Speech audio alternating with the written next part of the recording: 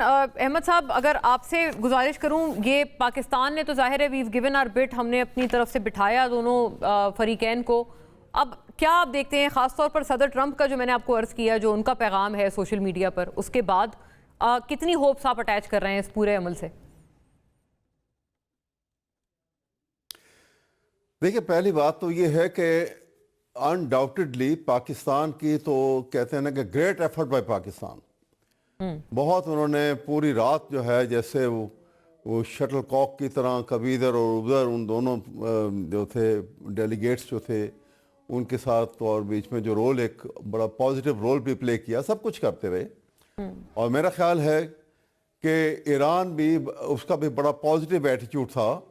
अब क्वेश्चन ये है कि देखिए, अब जो ये जंग कैसे शुरू हुई, अभी वो कहते हैं ना कि जी हम ये जंग, ये जो है न, ये जो मुज़ाकरात जो हैं ये नतीजा खेज नहीं हुए, अभी वो कह के गए हैं।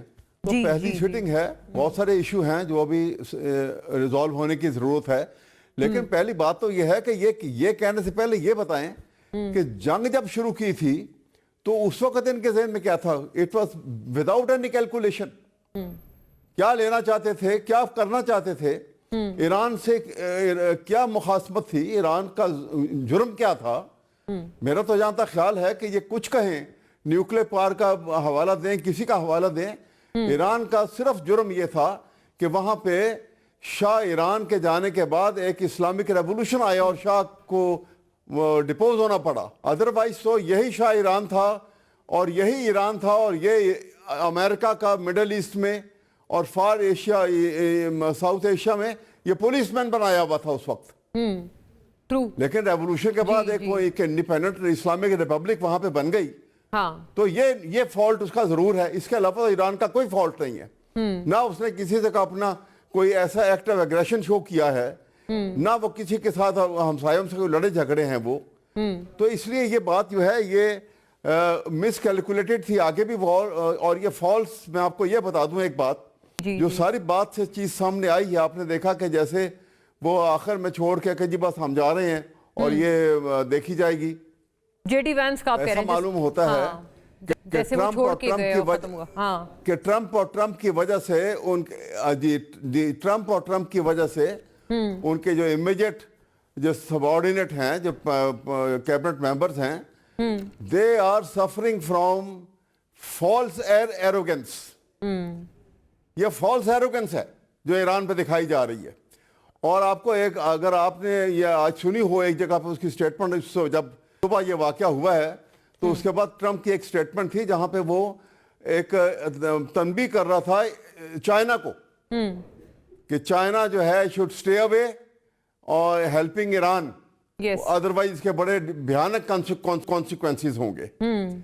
तो बात यह है कि ये उनको भी मालूम है, वरना इतनी जो कुछ करने के बाद एकदम अपने आप ही जंग को रोक देना, अपने आप बातचीत पे आ जाना, फिर एक थ्रेट करना शुरू कर देना।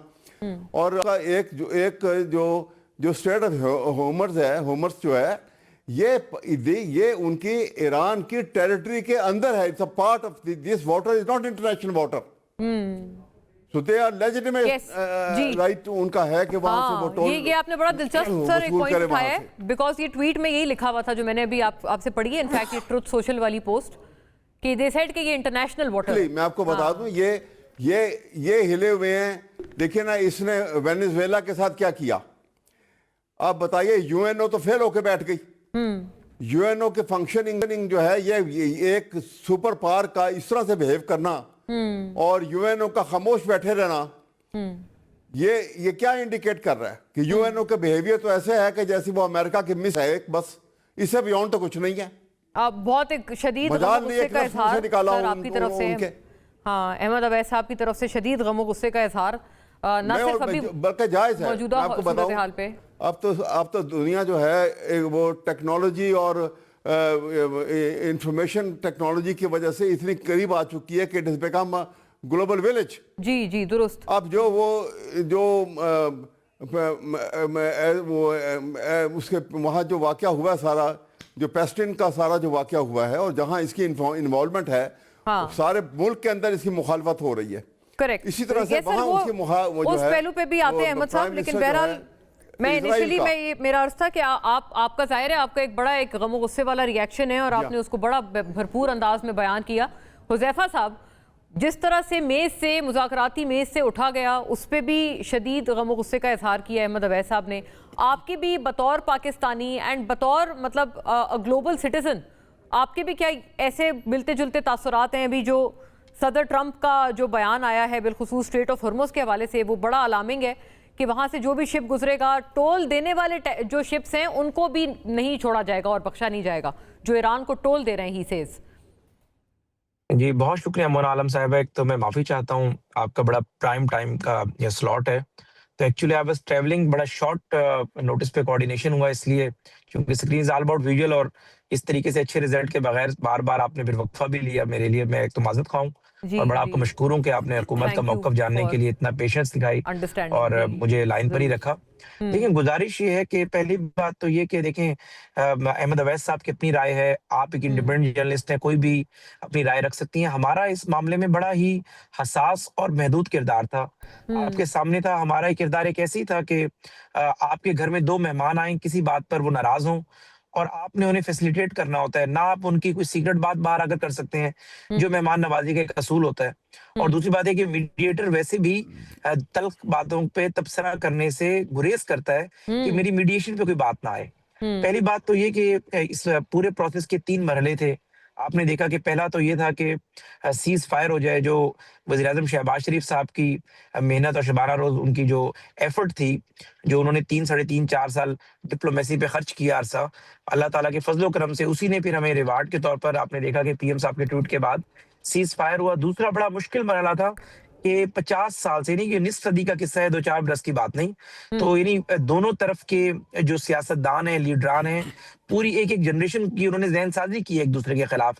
ऐसे में सियासतदानों का मेज़ पर ऐसे आकर ही है, बैठ जाना, ये दूसरी बड़ी कामयाबी थी। मुआवजा है, और बिल्कुल आपने कोई फिर शक देखा फिर नहीं। बातचीत का आगाज़ होना, तो आवाज़ आ रही है जी? जी जी बिल्कुल, मैं तो अर्ज कर रही हूँ मुआवजा है, मैंने ये कहा। जी, जी, हाँ। जी, जी, जी। तो मुझे लगा कि शायद मेरी आवाज़ चलेगी, आप टेक्निकल बात करिए। अच्छा, अर्ज़ ये कि तीसरा फिर हमने बातचीत का आगाज़ करा दिया। हम अभी भी होपफुल हैं मेरे ख़्याल से। जी ज़ाहिर अच्छा, है जेडी वैंस का अगला इलेक्शन है, हाँ, रिपब्लिकन के अंदर एक बड़े अहम उम्मीदवार हैं।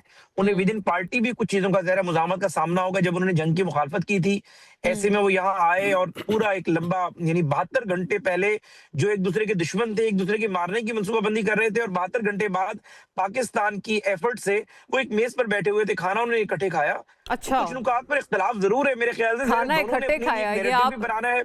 बड़ी अहम आपने एक चीज जो है वो बता दी है, क्योंकि आपको तो पता है सहाफी कतारें लगाए बैठे हुए थे कन्वेंशन सेंटर में और आपसे गिला हो रहा था कि कोई खबर नहीं आ रही, खबर नहीं आ रही। तो आई थिंक ये आपने बड़ी अहम खबर हमें बता दी है नहीं, और खबर इससे तो काफी इसीलिए, अच्छी उम्मीद खबर भी रखी इसीलिए, जाए कि अगर खबर खाना इकट्ठे आखिरी, खाएं तो मैं ये एक अच्छा जी, जेस्चर होता है। देखिए, नहीं, जी देखिए, मैं अर्ज़ ये करूँ, एक तो हाँ, पाकिस्तान के सहाफ़ियों ने बड़ी ज़िम्मेदारी का सबूत दिया और इस बात को अंडरस्टैंड किया कि ये मामला हमारे कोई इंटरनल कोई पॉलिटिक्स से लिंक नहीं है, इवन कि 2 ममालिक के तनाज़े से लिंक नहीं है। ये हाँ, मामला एक ग्लोबल पीस से रिलेटेड है और हाँ, पाकिस्तान के दोस्तों ने, आप सब लोगों ने कोऑपरेट किया, तो मेरे ख़्याल से पूरा प्रोसेस जो है वो मुकम्मल हुआ और कोई भी गैर ज़िम्मेदाराना रिपोर्टिंग नहीं हुई। और हमने यही गुज़ारिश की थी कि हमारी तरफ से, हुकूमत की तरफ से, बीइंग मिनिस्टर मैं भी आया था कन्वेंशन सेंटर, लेकिन इससे बात नहीं की। वजह ये हाँ, थी कि अगर हम कोई बात कर देते और वो किसी एक फरीक को नागवार गुजरती, ट्रू, तो बैलेंस ना कर पाते। तो हमने ये बात दोनों सही को है। एक होटल में एक जगह पर इकट्ठा कर लिया, उनकी आपस में बातचीत हो गई। उसमें ज़ाहिर है 2-3 अगर 4 नुकात पे कोई इख्तिलाफ भी है, हम इस पे होपफुल हैं कि इंशाअल्लाह ताला हम अपनी कोशिश जारी रखेंगे। अच्छा,